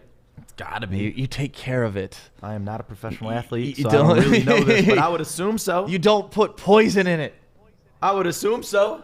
So Chad Johnson, the old wide receiver who played for the Bungles, Ocho Cinco. Ocho Cinco, he came out and admitted that one of the reasons, actually, I want you to guess, what do you think what type of diet do you think he attributes to not ever getting injured in the NFL? Banging his girl before the game every day. I mean, that is good workout. No? No, but that's not it. Give me like a diet. category. What would he consume? Food. Yeah, diet. Avocado I'm glad you toast. went banging your girl, but Avocado toast before game day. that does seem very like NFL pro player. Take care of, like Joik's always around here eating his acai bowl Right. and stuff Ooh. like that. So maybe it's acai keeps you healthy. Something random like a Snickers bar. Okay, Corey, do you got a guess on one thing that Chad Johnson could be eating to keep himself healthy through his entire NFL career? I have no clue. People are guessing vegan. Other people, it's in there we go. Dan Notini guessed it. McDonald's, baby. Shut up. Nothing Really? but McDonald's is all he ate during his NFL career. Like, that was his diet. What's his order? Do we know? I believe he liked the Big Macs and the Nuggets. That is amazing. So what would he would eat them regularly? That was his diet. He was on the McDonald's diet while he was a pro, and he says that's why he never got injured. Which would make sense because you're just stocked full of preservatives. Like, you're just eating this preserved meat, and it sits in your stomach. So I've been on the Taco Bell diet throughout COVID and quarantine, and I just developed this gut. I don't see where he gets this from because I do not see any difference in my body that makes me want to play better. Well, I don't know. I mean, the guy's working out every day. He's obviously a grinder. He's somebody that puts in the work in the gym. He runs a lot more. So I guess you need all those carbs. You need all that fat. You need all that stuff that comes along with McDonald's. I guess it does check off a lot of boxes. You get the protein in there. You get a little bit of He's got to probably get his little shake after the workout. There you go. That. The Grimace cookie, man. Dude, Grimace gives you imagine power. Just throw some protein in like a shamrock shake. Ooh. If the shake machine's working. That's the truth. Yeah, the shit's never working, working. man. So, yeah, if you could eat one thing, fast food-wise, because, I don't really eat fast food. You don't. So if you had to eat one fast food, what would you eat? And everybody in the chat, let us know, too. If you guys could eat one fast food for the rest of your life, I know what would say. it be? And shout out to everybody on YouTube. We'll comment on those, too. And on Twitter, if you got a comment, let us know. I know what you're going to say. What? A Qdoba burrito? No, I'm a Chipotle. No, I'm Qdoba. I'm just No, you're not. So, yeah, fast food. I would say Chick-fil-A. What's she order? Chick-fil-A. Nice. Get some waffle fries, get a spicy chicken sandwich, and a regular chicken sandwich. Corey, you got real excited with that. Is that what you're picking? Chick-fil-A. I mean, it's like Observer Report said, it's effing delicious. We got Darren McCarty coming on in a few minutes. Yeah. I want to talk and find out what he did. Maybe he had some. He seems like a McDonald's eating kind of guy. He just looks like it. All right. I don't know what that means, but I hope he comes on and puts you in a headlock. That's what I hope happens. So if I had to go fast food, I would go Taco Bell. That would probably be my route. When's the last time you've had taco? Because you really, I've known you for years and years and years. I've never seen you eat fast food. Yeah, I don't. That's why. When's the last Taco Bell for real? Probably like 6 months ago. Wifey picked it up on the way home. I'll take like a quesadilla from there or something. Yeah. But yeah, I don't pursue fast food like that. Like the Qdobas of the world and stuff like that, I don't consider fast food. That's like fast casual or whatever the hell you want to call it. Especially that, it's like, what's the only bad thing in there? Carbs. Right. So as long as you're working out like Ocho Cinco's working out, you're going to be okay with it. Well, that's what Karl Malone did. Karl Malone said that he didn't really go on any diet. He just ate whatever he wanted and worked out hard every day. I mean, there's several ways to skin this cat, and that's one of them. Like if you're working out like that, like Michael Phelps when he was training for the Olympics, they said the dude ate like 20,000 calories a day. Like he'd be eating Twinkies and Ho-Hos because then he's in the pool burning that stuff off. And, if you're that big of an athlete and you're putting out that much effort, I'm just lazy, man. Like, I sit here all day, then I sit in the office all day, then I go home and sit on my couch all day. So I'm not putting in the effort to burn off anything, so I can't eat anything like that. My favorite was Brandon Graham was on the Baligian and Bell show the other day, and he was talking about how he just loved Detroit Coney, and that was his thing. Nice. Always eating Detroit Coney before games and all that stuff. So it's like, but when we're eating it, it's different because we're not working out like they're working out, so it's bad. So if you're watching this, you're not a professional athlete. We're not saying our advice is just go eat fast food all day long. That's Ocho Cinco's advice, so I'd take it. He was elite. Yeah, but we're not working out like he's working out. No, we're definitely not working out like he's working out. Did you guys ever used to have like your specific pregame meal before a game? Pre-game meal. Yeah, like you For knew me, my stomach would always hurt, so I would always keep it light. I'd never have dairy. No dairy before games. I would always do like a banana or something simple like that. Okay, Corey? So when we played at Ferndale, we right near on 9 Mile. We were close to 9 Mile, so there was a Taco Bell right there. Oh. So we all Hell no. No, me, I wouldn't eat there, Oh. but the team, they would eat Taco Bell before the game, and they played like it. We played like it. Did you play like your ass was on fire? Oh, man, I don't know if I'd do that. As long as no bean burrito is allowed, that's just you gotta have that one precedent. No bean burritos on the field. You Yeah, the can't. center's just pounding bean burritos, like setting up the quarterback. Ah, man. The one memory I have is when I first started playing Little League football. My mom took me out, and she's like, oh, you'll need a big meal before practice and stuff like that. She didn't know any better, and I got a wet burrito, and I ate that thing, ran the first mile lap around, and I just got this biggest crab. I almost quit football the first day I ever played it. But thank God, the coach talked me off the ledge and told my mom never to feed me a bean burrito before practice again. And I was just 8 years old. Did you almost quit because of embarrassment from you shitting your pants?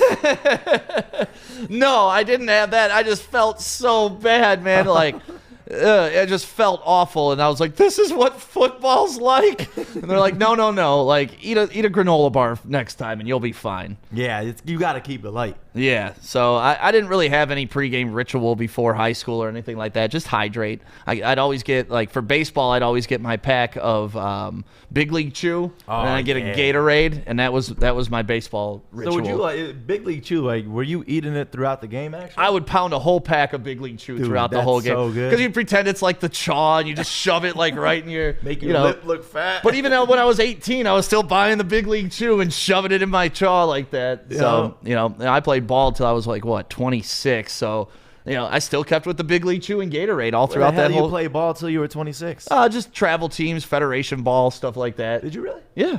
Oh, look at you. Yeah, man. Look at you. Yeah, I wasn't good enough to make it to the next level, but always good enough to make some teams to travel around and have some fun during the summer. I played college ball throughout my career until probably like 21. Did you? Yeah, college rec league. College rec league. College ball. So the Red Wings are kicking off their season tonight. I shouldn't say kickoff. The puck drops at LCA tonight, and we got a very special guest in the studio. Corey, let's take our last break, and we'll be right back to talk to the one, the only, D-Mac. Hold on 1 second. I got one question. Uh-oh. All right. Oh, man. Tell us like it is, Corey. He put the commercial on pause. Ah, my bad. I didn't mean to put the commercial on pause. I just had a question about this. These coaches. Who do you think the Lions are about to get right now? Oh, no. About the interview. Interview or get? Interview. Oh. I can't do this no more, Corey. You're killing me. I'm gonna tease it. I'm gonna If bring it it's back. Gase, I'm gonna walk off the set right now. I'll let us go to the commercial break. And Is it Gase? It's not Gase. Okay, God. All right, I'll tell you later.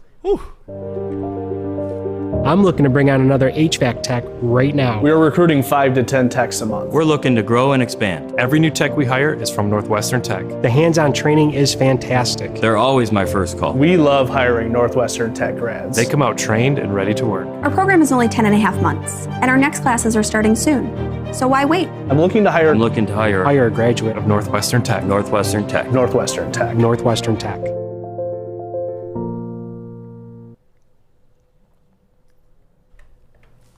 All right. Well, so tonight, first game of the Red Wings season, we got D-Mac in the house. Corey, can you pan this camera, the center camera, over a little bit so we can get D-Mac in here too, all on one shot? Yeah. So that way you don't got to keep cutting hold back. on. Hold on. We got to get you in that awesome. No, listen. My man Joe's repping the hockey. I want to show everybody. Well, I very rarely rep the Red Wings stuff, but I figured today I'd pull it out of the closet. Why do you rarely rep the Red Wings stuff, man? Yeah, you got any affiliation with the team or anything? Yeah, I love just because I usually rep my stuff. Gotta rep my brand, baby. Literally everything grind time. No, I will wear. Yeah, exactly. And then now, perfect, Corey. The grind time now with Woodward Sports, everything that. But check these out, guys. And if I was the first one to get this, because I thought Stick gave me this one. No, we saved that for you, man. I love it, man. That is awesome. Yeah, the only thing we gotta do is put like a 25 on the sleeve for you, so we know it's yours officially. Yeah, or here. Or here, you like it on the pocket? Yeah, why not? All right, cool, man. It just reminds me, like you said, it reminds me of that it's hockey season, that it's mine. Yeah. It leaves it, no fighting, because Joey and I probably have issues, because, that boy's small over there. We can. Hey, man, that's an XL right here. Well, I heard Taco Bell, right? I'm a big boy. Joey filled it out, man. I'm a big boy. Listen, Taco Bell, you're turning into one of those Power Bowls, bro. I really am. Those are good, though. But, honestly, you didn't ask me the biggest question. Are you happy eating Taco Bell? Hell yeah, I am. That's it, man. That's all it is. Happiness Look yourself is key. in the mirror, right? Exactly. And to your point about Ocho Cinco, yeah, it's all about calorie burn. Okay. And different guys could do that. Like they could eat junk food and stuff like this and burn it off, where other guys they couldn't. Me, I guess I was more of a McDonald's guy than anything. I always loved the Taco Bell, but it's funny because as you get older and then everything else, my big thing is I love the Hunter Houses and the Tellways and the Greens, slider and all that. burgers, sliders, baby. like you were saying, who was on yesterday saying about the Conies? I love the sliders. Brandon Graham. I love the sliders, but you can't go wrong with the Conies. So listen, we got Darren McCarty of the Detroit Red Wings in the building. Hey! And since we're talking about this, we might as well start it all off by what is your pregame ritual? Yeah, so that's important. I heard you guys talking about is that and athletes, and I'll specifically talk about hockey players, routine as heck, right? So if today's the game day, let's take it for example. Game's at 7:30 tonight, so that means the home team, the Red Wings, will skate at LCA at 10:30, which means guys will probably start coming down, get there about 8:30, 9 o'clock, depending on, to 9:30 the latest, depending on what they do. So if you're, like we're here in Birmingham, a lot of guys are in Birmingham. If you're around, you'll see guys meandering to where their favorite coffee spots and different things like that, and they get their day going. So you go down there, you go for a quick toot.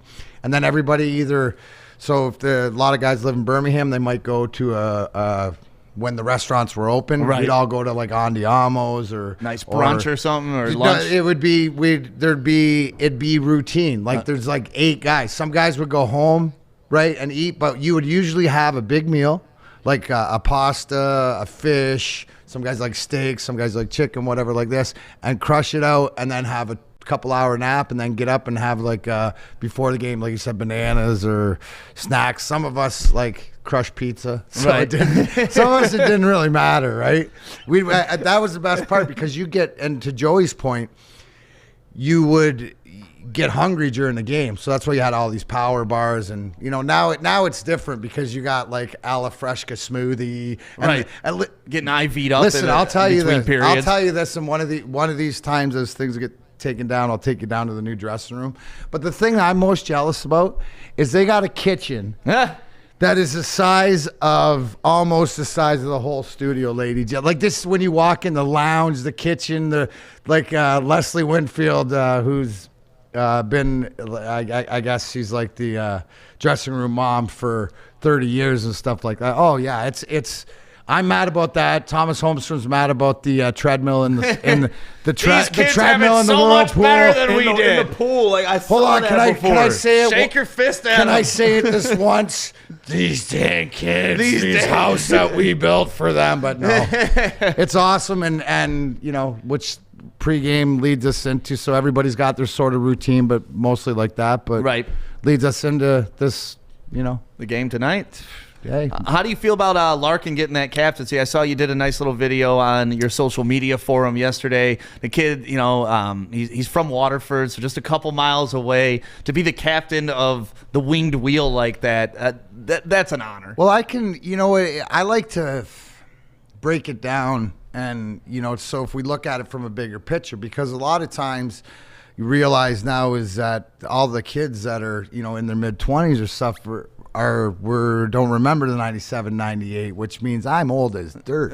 But we remember, man. It's a tradition, right? So when I look at it, I like mythology and I like, history, and I look at it as like King Arthur and the Round Table, where Steve Yzerman drafted here in '82. Now, my perspective is I'm looking at it like as one of those, poets or whatever like that, because I'm growing up across the border. Steve Yzerman comes here to the Red Wings when I'm 10 years old, and I could love the Red Wings because they could beat the crap out of everybody. They were worse than they were last year and stuff. So I know. When I grew up, they were called the Dead Wings, man. So and then you guys brought them out of that. Well, but we all understand that. Right. So to your point, to grow up in the midst of that, to fast forward where you have Stevie, where I use him as Merlin, right? Where he's passed the torch, and you have a kid. And the best part I tell everybody about Dylan Larkin is from the day I met him is his knowledge of the history of the Red Wing organization. It's in his blood. Yeah. This is his calling. This is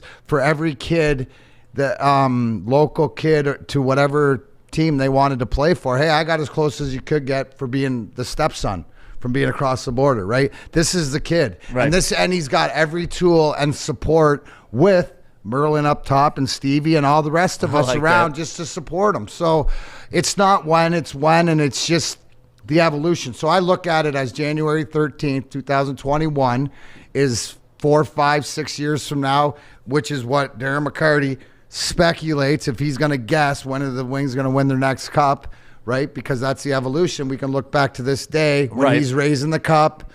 It took. So I look at it that way, and it was, one thing that I think everybody's happy with, but he's not going to change. The one thing is that it doesn't change anything. He's always been leading as the captain. Right. So now I think it's just the rest of the world sees it. And what it should tell everybody else is that Stevie's closer to where his plan is, right? Because he wasn't going to hand that out till they were ready, till he was ready, till the young core is ready to make that. So they would have gone maybe captainless this year if they didn't? If Steve Yzerman didn't think that it was, I don't think he would have made this, but I think that the maturation and everything going into last year to the way, because a lot of the things to being the captain isn't the stuff that anybody sees. Right. It's the support. It's always that. Right. It's the immeasurable stuff that it's not about statistics. It's about how you lead other men and how you make the locker room feel. Right. And it's a combination of that, and that's why it's always done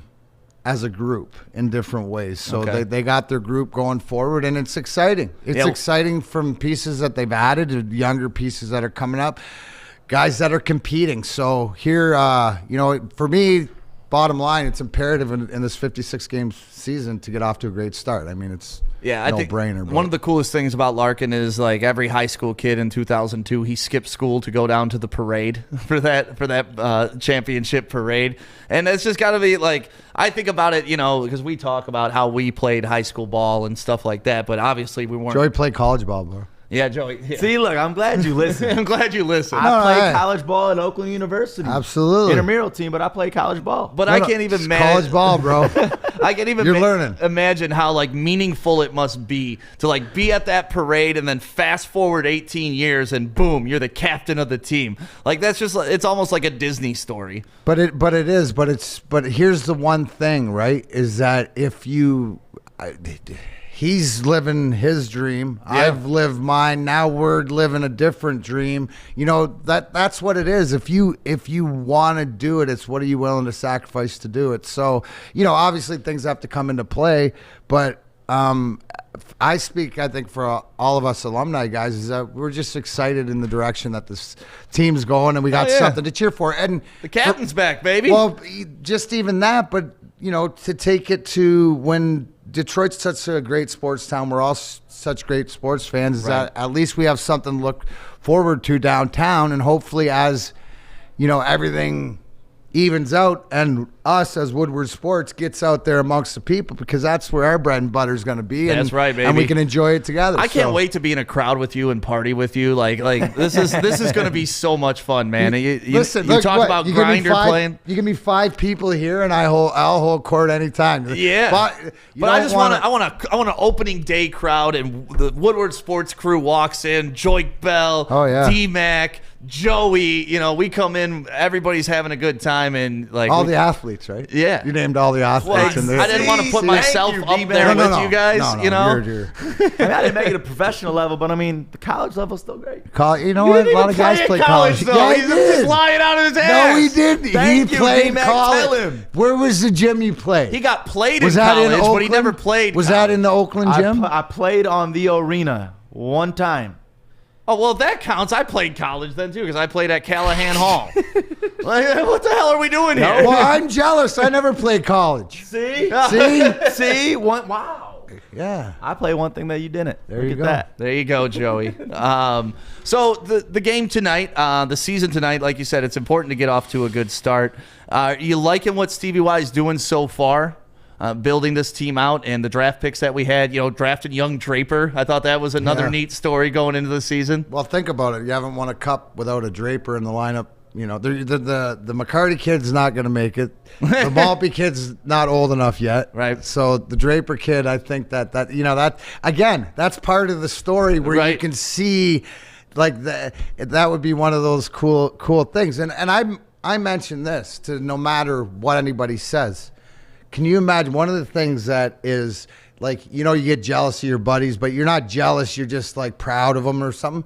But if you look at Chris Draper and Keenan Draper, both put themselves in the position for father to draft son. Right. Forget about like it's just because nepotism. No, they put themselves in that spot, so it worked out to then you can never take that away. And I think that's the one of the special caveats. And I know for Drapes that's something that they'll always cherish because he deserved to get drafted. It's magical, man. Like it is, and it's not a gift. No, it's not because of the style that he plays, and he's bigger than his dad, and he shoots right-handed. So obviously he's smart, So, but a different player, but obviously something that can develop. And these are the guys. These are the meat and potato guys that you need to go over the top. And to answer your question about what am I excited about tonight, there's competition. Nobody's guaranteed ice time. You got to go out there and earn it, and that makes it exciting. So it'll be interesting. I mean, I think you saw it last night.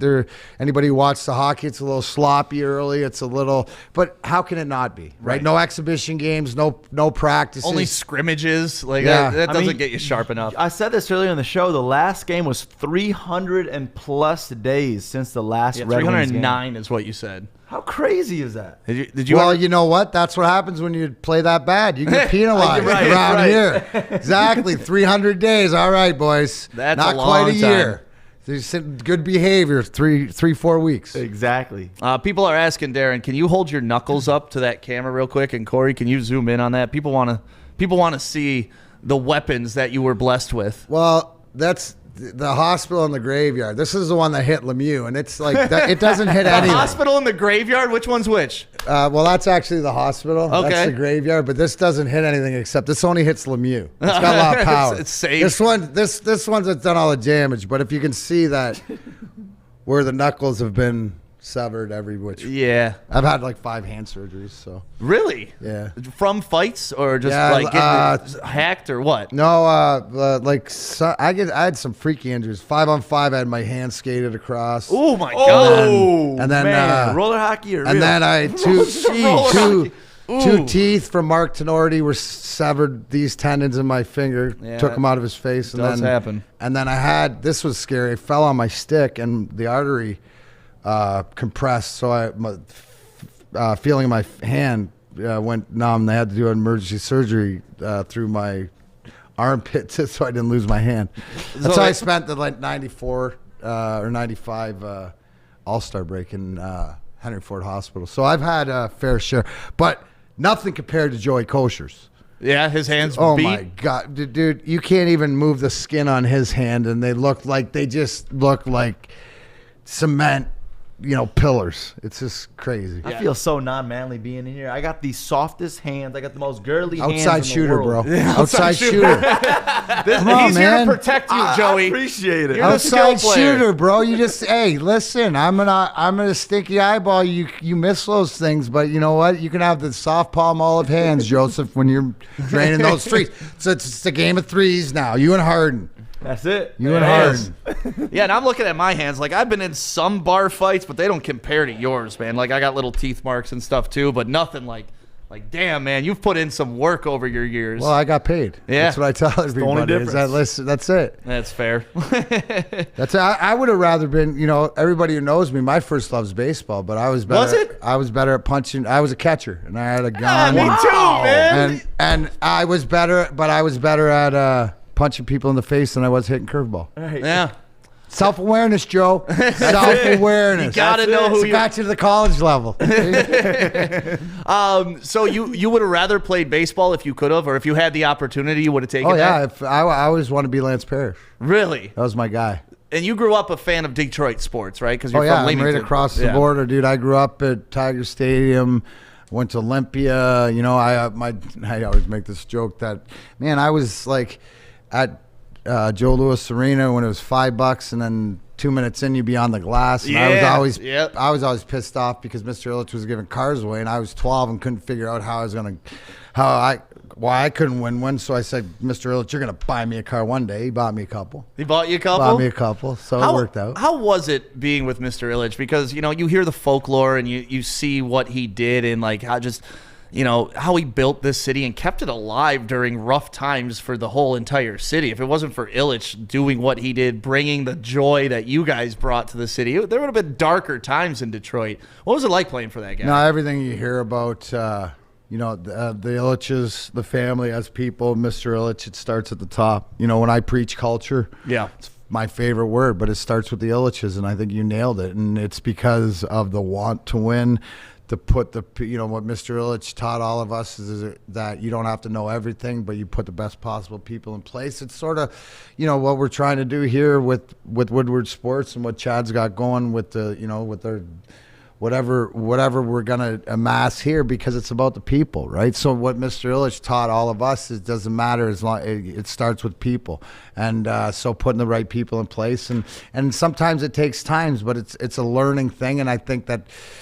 We went through a lot of the hard times in order, hopefully, to be able to pass. And this is also, we're talking on the ice, but Right. I'm also talking off the ice. Of course. Because the whole thing is if I can prevent anybody out there, but, looking at the younger guys, if some of the mistakes that I made will help them not make them in the future and will help them, inevitably be champions or the best. Winning in sports these days, the game's changed from when we were younger, right? The parity's so tight. It's here, there, and everywhere. You just want to be in the conversation every year, and I think that that's what Steve Yzerman and the rest of the Wings and the Ilitches is the biggest priority is to get the Red Wings back. Right. And that's why we talk, when I will always say, look at the top. And that's the biggest, in my opinion, the difference between the Wings and the Lions. And it's because of at the top, and it's a different go through their philosophy on business and go through their building stuff. And it's not right or wrong. It's just you want to. It's different. So you want to figure out, does that have to do with some success? I believe it does, and it's to getting the right people in place. You got to remember, it took 14 years.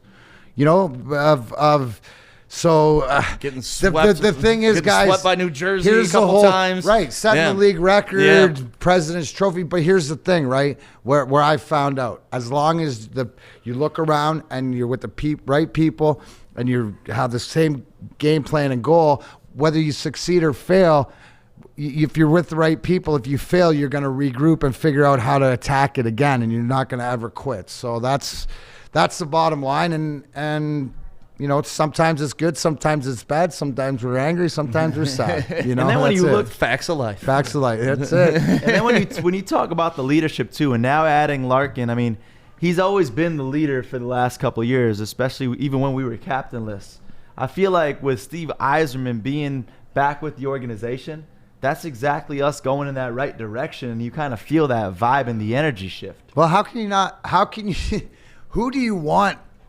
Who do you want the handoff to be from? Right. The guy that says, hey, kid, guess what? When I was 18, I didn't grow up here, but I moved here. And then I was the youngest captain in history, and I learned this and that and this and that. So, you know what? Yes, whether you are the leader, but you don't need that pressure. And just go out and have fun and play and realize how you can't do it all yourself and you need everything else. And then you figure out and you have this camaraderie, and there's not that pressure of the cat until you're ready. So now he's ready. Right. And that's because Steve says, Steve bing, says he's bing, ready. here Right. you go. He knighted him. He knighted else? I didn't pick him. Right. You know, which, I mean, I would have, but I mean, it's not like, which gives it more credence. Right. And to be captain, given that by the guy that is just the captain. Like, that's all he is. I've gotten the opportunity to meet Steve Yzerman like 3 times when I was working in the Fisher building. How many times did you talk to him? I talked to him every time. Never had a conversation with him. I just got in the elevator, looked him straight in the eye and said, hey, captain. And then I just shut the fuck up and I rode the elevator. With him. Does he? Yeah. Damn it. He hates it? Yeah. So every time I was doing that, I'm like, So man, I'm keep showing doing this it. guy respect. I do it. I do it because he hates Oh, my it. God. Wow. So I would have been better off maybe just you going go, like, what's up, Eric, Steve? you want the inside? Next time you say, hey, Silk. Say what? Silk. Call him Silk? Silk. Smooth as Silk. Smooth That's as his Silk? nickname. Silk? That's in Silk. That's Man, his he's going to nickname. look at me like such a punk. I hope he doesn't remember those 3 elevator Hey, rides. The other 3, say, listen, the other 3 times I called you captain, I apologize, Silk. Right. Like, I'm sorry. I wasn't trying to say I was a Red Wing. I was just trying to give you the respect that you earned, sir. But I was like, Hey, if he played college ball, he'd be all right. Hell yeah, he would. Damn he it. ain't at that level. That's why he doesn't get that. You know. Man, I thought I was doing well. I really thought I was doing something good there, Darren. What's your thought on the coaching that we got right now? Coach Basham? Yeah. Well, Blashill, the right, you know, again, it's the same thing when you, and here's the one thing, when you listen to Steve Yzerman talk, he'll tell you exactly what's going on and whatever. And Jeff Blashill, like I said to him, these are his guys. Yeah. Right? These are his kids. These are his guys. And it's if you look at something, it's these guys play hard for him, and it's something that now, yeah. Hot seat, no. It's time to the progress, not perfection. But you got to also understand, Stevie's got it on a timeline. He believes that's the best person for the job right now. You know, we're not talking a year from now, 2 years from now. Right. Hopefully he will be. Right I now. love Jeff Blashill, such a great person, human being. You know, and I think he's a great coach, and guys like him. So that's not the issue. Okay, good. Well, I'm glad. I'm glad you like the coach moving forward and the rest of the team. And how do you think this season's going to play out? You know what? Like I said, it's 2021, right? There's first of all, you don't know. You know, is the season going to be going? It's just something that you hope everybody Right. stays safe, healthy. Right. But with the way that it is, 56 games. Like I said, I'll be looking to see where they're at after 10 games, because the one thing in this NHL, right, the 3-point game, what do I mean by that is that if there's a tie and it goes to overtime, one team could get 2 points and one team could get 1. That skewers the points, but that's Bettman hockey. So I just hope that Detroit is one of the 5, 6, 10, 12 teams playing for their playoff lives at the end. Last week of the season. I think that's progress, right? Yeah. If we have the same thing where we start out 2-12 and then changes will probably I would expect. So. I got to ask you, since he brought his name up, what do you think of Gary Bettman? I'm not a big Bettman fan. I don't know because many he's people that ruined are. my game, but again, if I look at it, doesn't matter. But I give him utmost respect for. You know what he's trying to do, the health and safety of the game. I think that, you know what, when the NHL when the NHL fully embraces CBD, CBN, has that conversation and is with Darren McCarty brand as far as like the health and wellness, you know, the players moving forward, then I will gain extraordinarily more respect for the person. I like him. He's a good dude. I don't like him because it's not my game. He ruined, but it's the evolution of the different game, game. right? You know, I mean, as a fan, yeah. I mean, I love the fact that that there's excitement in Vegas and it gives you stuff like that. You know, he's doing the best job that he can, and I think that this is what tells you the bottom line. You look at the NHL, right? Which in the past I've been through 2 labor strikes, you know, 2 lockouts, stuff like this. The way that they've maneuvered the league, the NHLPA, Glenn Healy, everything, the conversations, the communications, it's top notch. So you got to give him props for that call, like you see it. All right. Well, the game tonight, 7:30 LCA. Let's go Red Wings. Darren McCarty, thank you for stopping by, and Go Wings. Thank you for being a part of this network, man. This is gonna be fun. You know, this is just wait till we. Wait till we get rolling. Yeah, wait till we get rolling. Wait till we get going and get back. We look forward to seeing everybody out and about. Like I said, this is an extension. Woodward Sports is an extension of what I always say is that I say I'm a battery. You guys are my power. Well, I'm not the only one that feels the same way. No, we need y'all. We do. need y'all. We're all together in this, and good, bad, or indifferent. And to me, this is what Detroit's all about. So, starts again tonight. Go Wings. Yeah. You know what, D-Mac? Hold up. You're the peanut butter to my jelly. Oh, I like it, Joe. I like that. I like it, Joe. And is that the bananas right here? No, the bread is right here. Come on up, Fish. Yeah, Fish on. It's 9:50. So every day at 9:50 we do Fish's Facts. Darren, you can stay up here and hang out with Fish if you want. Stay up here. I want to ask you a question. Whoa, okay. Get in it, Fish. Go ahead, baby. Fishy. Did you hear Bettman's comments about that they were going to lose more money playing than not playing? I did. What did you think about that? He said that they're only playing because of it's good for the league and that the owners were okay with it. Well, I think that if here's the thing is that you look he's the mouthpiece for the owners, so it's something that the owners know it's a good thing moving forward. I think the caveat is what the NHL is doing something different, where they have the divisions that are switched. You have the All Canada division. You have something to look forward to. So that, to me, when he says that, which is fact or whatever, fact check it all you want, but it goes to show you that it's beyond money. It's above money, and there's a bigger humanity and hockey fans and stuff like that, that in the long run, maybe we lose money now, make it in the long run. Yeah, you got to keep the brand going, even if you are losing a little bit now. So, Fish, what's your fact of the day, man? I look forward to this at 9:50 every day. What you got for us today, buddy? Everyone knows Dennis Rodman, or should know Dennis Rodman. You should know Dennis Rodman. Well, he has a daughter who got drafted by the Washington Spirit in the National Women's Soccer League. Hey, all right. Wow. I mean, Dennis Rodman was a freak athlete. People don't realize that, but he was a scorer in college, and then he came to the NBA, and he was a defensive nightmare for everybody. You think his daughter's freak mode like him? I don't know. I would love to see her play, though. She's known for her speed. That she is known. That's awesome, man. Where'd you find that fact, Fish?